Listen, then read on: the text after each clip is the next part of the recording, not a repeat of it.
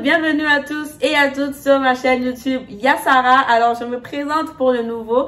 Je m'appelle Sarah Kelpilukwa Yowali et bienvenue à tous sur ma chaîne YouTube. Ça me fait extrêmement plaisir de te revoir encore sur ma chaîne. Donc aujourd'hui je reviens avec un sujet super important, à savoir les bourses d'études. Beaucoup d'entre vous m'ont demandé est-ce que il y aurait des bourses d'études. Honnêtement, j'ai essayé vraiment de faire le maximum de recherches et là je vous reviens avec quelque chose de consistant.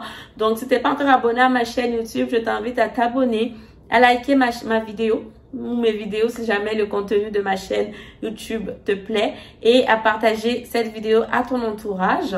Donc sans plus tarder, c'est parti pour la vidéo, let's go. Alors je me suis prise de notes comme d'habitude pour être sûre que j'ai dit vraiment les choses de façon concise et précise, c'est super important.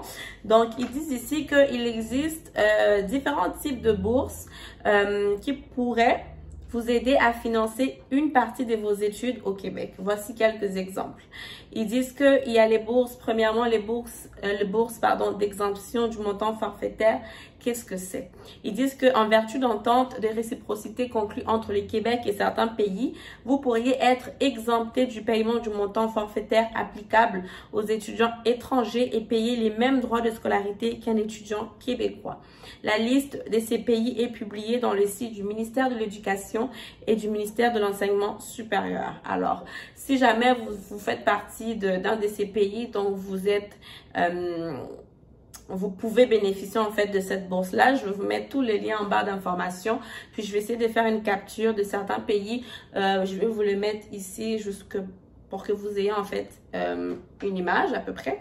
Pour que vous voyez si votre pays s'y trouve. N'hésitez pas à aller directement sur le site du ministère de l'Éducation et du ministère de l'Enseignement supérieur. Je vais le mettre en barre d'informations toujours. Et si jamais j'oublie, n'hésitez pas à me le rappeler dans les commentaires.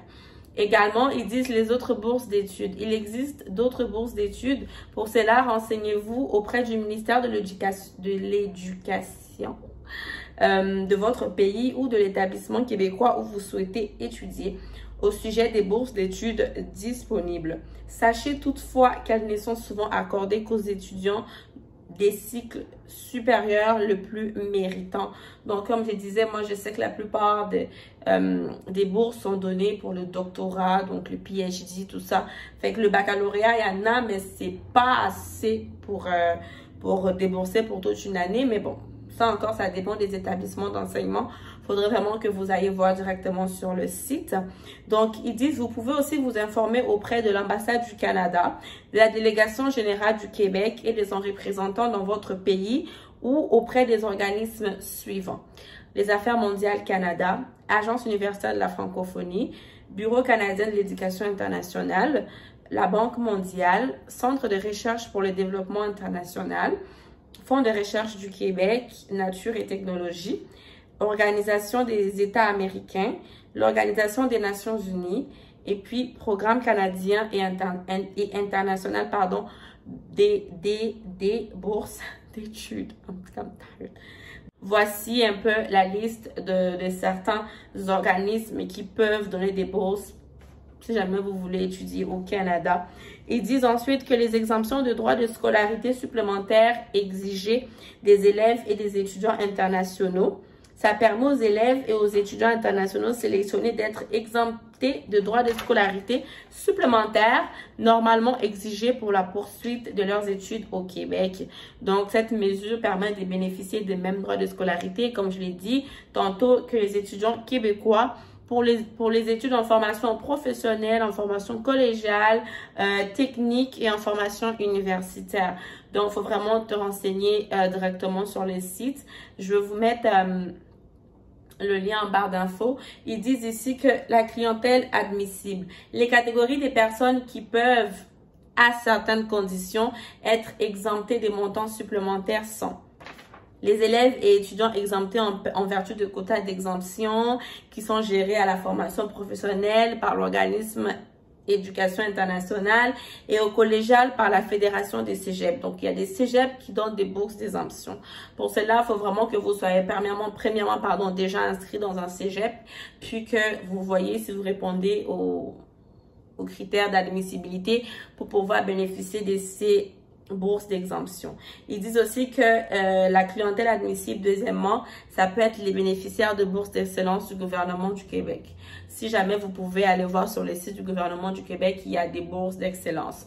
Je vais vous mettre tous les liens en barre d'informations afin que vous ne manquiez pas d'informations.